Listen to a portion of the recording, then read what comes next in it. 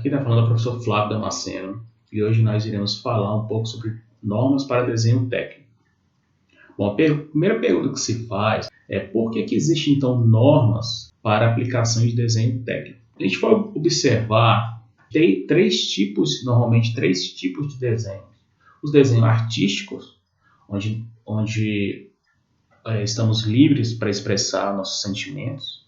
Então, nesse tipo de desenho não há regras específicas para você elaborar. Os desenhos gráficos, e aí nesse caso, os desenhos estão mais para evidenciar um produto, usando aí um requinte de cores e efeitos para representar esse produto. E os desenhos técnicos, que devem obedecer normas, então para que não hajam dúvidas no momento da elaboração e da execução desse desenho. O exemplo dessa peça, por exemplo, onde existe diversas normas para a elaboração dessa peça, o desenho técnico ele deve seguir normas para essa execução, principalmente para facilitar o entendimento de quem está lendo esse desenho. Então, toda representação gráfica ela deve ser executada dentro de padrões e regras estabelecidas e de conhecimento geral. Então, não adianta nada ser criado normas e que essas normas não sejam de conhecimento geral. Essas normas normalmente podem ser adquiridas de forma fácil na internet. As normas de desenho técnico são elaboradas e padronizadas pela ABNT, que é a Associação Brasileira de Normas Técnicas, e a ABNT segue padrões de normas internacionais, com a norma ISO. Por exemplo, se você fizer um desenho aqui no Brasil seguindo as normas de desenho técnico, ou seja, normas padronizadas pela ABNT, e levar esse desenho para um outro país que também segue normas ISO, provavelmente lá uma pessoa irá entender, talvez não entenda o idioma, mas irá entender de uma forma geral o seu desenho. As principais normas utilizadas no desenho técnico é a NBR 6492, que é uma norma utilizada para representação de projetos de arquitetura, a NBR 8196, que é uma norma utilizada no desenho técnico, ou seja, no emprego de escala, a NBR 8402, que é para execução de caractere, para escrita, então até mesmo para escrita, a forma como eu vou escrever, ou o instrumento que eu vou utilizar para escrever, existe uma norma.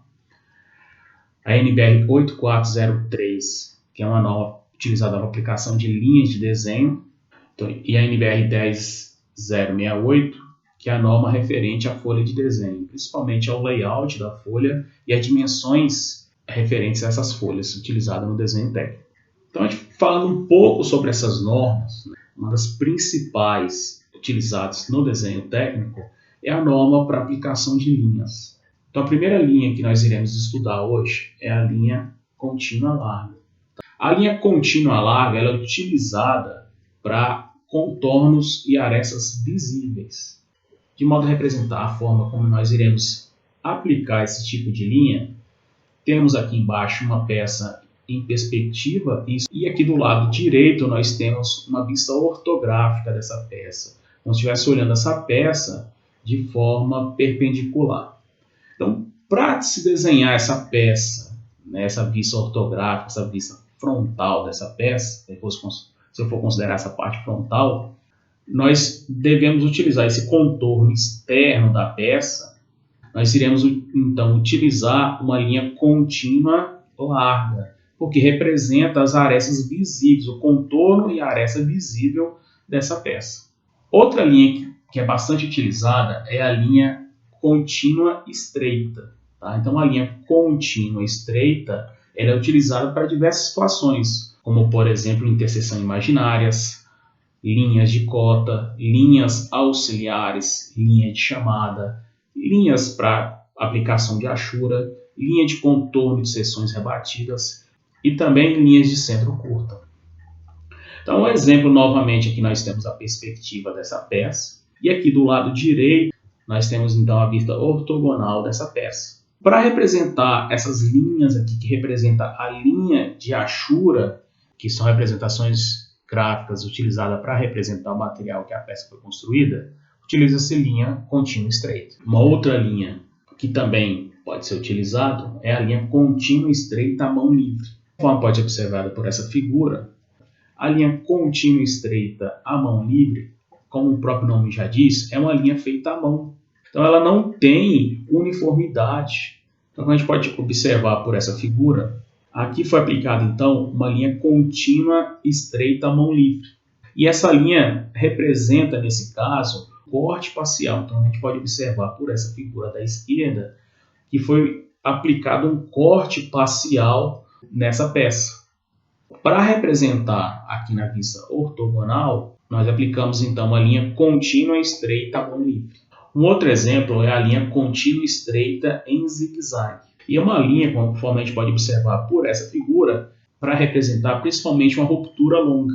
Tá? Aqui foram aplicados diversos tipos de linha diferentes, como por exemplo, aqui nós temos a linha contínua estreita à mão livre.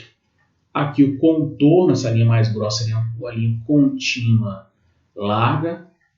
Para representar a achura, temos as linhas contínua estreita. E aqui nessa parte de cima foi aplicada uma linha de ruptura, uma linha zigue-zague. Aqui provavelmente para cima aqui existe algo a mais. Então foi feita uma ruptura. Por que foi aplicada a ruptura aqui? Porque nesse exemplo, nesse desenho, o que eu quero representar é somente essa parte aqui de baixo. É somente a parte da fundação da casa. Uma outra linha bastante utilizada é a linha tracejada larga.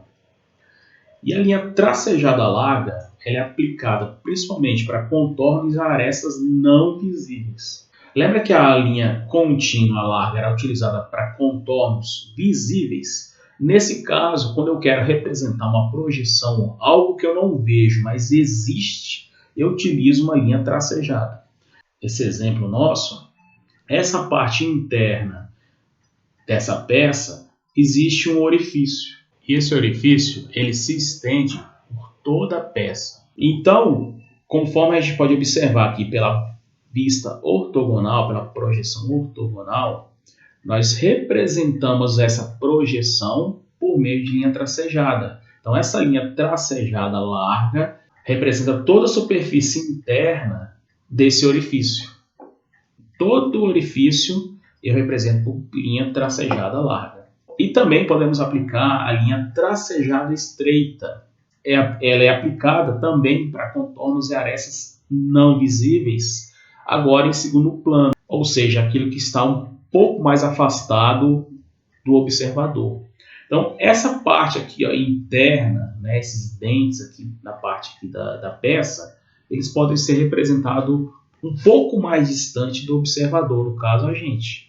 Então, nesse caso, né, quero mostrar o que dá uma ideia um pouco mais de distância, um pouco mais longe da gente, nós utilizamos então uma linha tracejada estreita.